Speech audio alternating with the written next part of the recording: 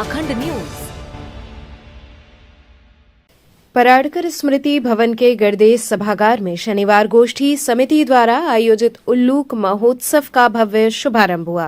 कार्यक्रम की शुरुआत मुख्य अतिथियों द्वारा उल्लू महाराज की आरती कर विधिवत रूप से की गई।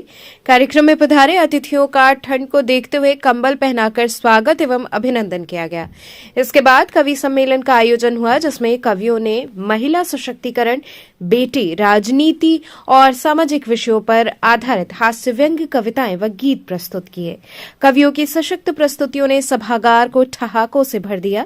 गुनगुन गुप्ता, पंडित मनमोहन मिश्रा, प्रियंका प्रभात, बजरंगी, सलीम शिवालवी, महेंद्र चंद जायसवाल, श्यामलाल यादव एवं प्रवीण सिंह ने अपनी हास्य व्यंग्य कविताओं से श्रोताओं को तालियां बजाने पर मजबूर कर दिया।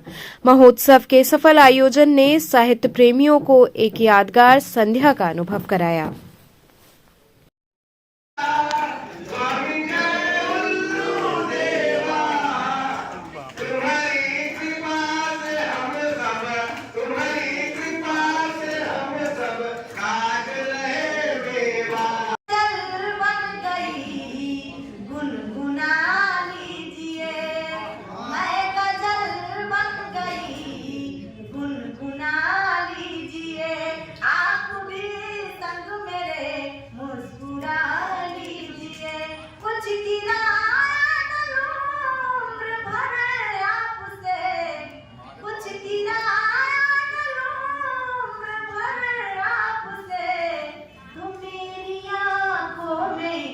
घर बना लीजिए, मेरी आंखों में घर बना लीजिए।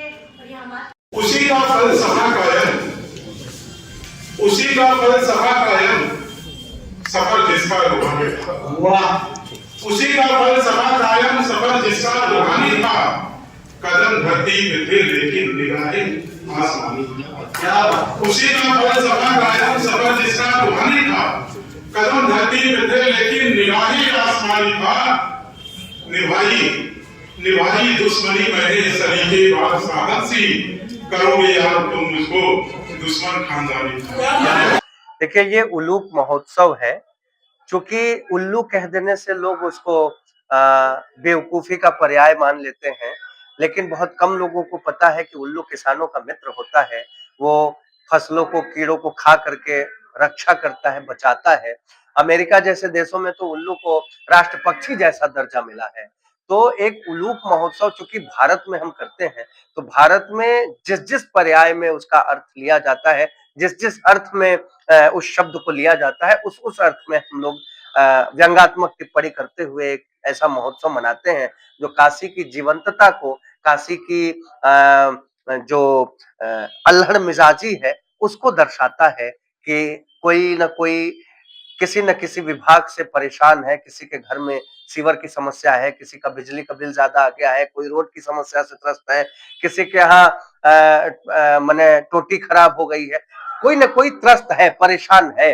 तो एक दिन अगर व्यंग करने का मौका मिलता है तो हम किस पे व्यंग करें? सरकार पे, या इन परेशानियों का जो कारक है उस पे व्यंग करते हैं। तो हम ये उल्लूक महोत्सव के रूप में एक ऐसा हास्योत्सव मनाते हैं जिस पर हम खुल करके अपने विचार कविता के माध्यम से रखते हैं, जिससे किसी को बुरा भी न लगे और मजा भी आए। पहले तो बहुत बड़े स्तर पर ये प्रोग्राम करते, ये कार्यक्रम अब छोटे में हो रहा है, इसका क्या? इसका सबसे बड़ा रीजन ये है कि उल्लू विलुप्त हो गए हैं।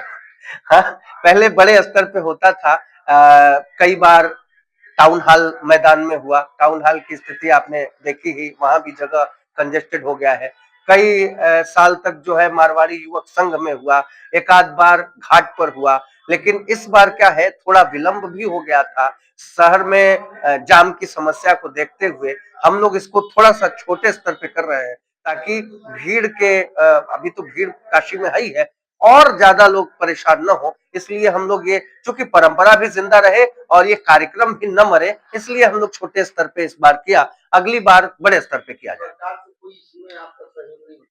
नहीं, सरकार सिर्फ नाचने गाने वालों को ही सहयोग करती है। हालांकि काशी में कला, साहित्य और संगीत तीनों का ही बड़ा महत्व है। तो कला और संगीत पर तो खूब सरकार ध्यान देती है, धन वर्षा करती है, लेकिन साहित्य पर बहुत कम दृष्टि डाली जाती है। बनारस में इस वक्त कोई ऐसा मुक्ताकाशी मंच नहीं है जो आने वाले नए रचनाकारों के लिए निःशुल्क प्रदान किया जाए सरकार की तरफ से, कि लोग आए और नई प्रतिभाओं को वहां पर मौका मिल सके। छात्र जीवन में लोगों के पास पैसे नहीं होते हैं, तो उनके लिए मैं सरकार से ये डिमांड भी करता हूं कि कोई एक ऐसा मंच अपने शहर में हो, मुक्ताकाशी मंच हो या फिर ऐसा कोई मंच हो जिसे छात्रों को निःशुल्क प्रोवाइड किया जाए, ताकि नई प्रतिभाओं को थोड़ा बल मिल सके।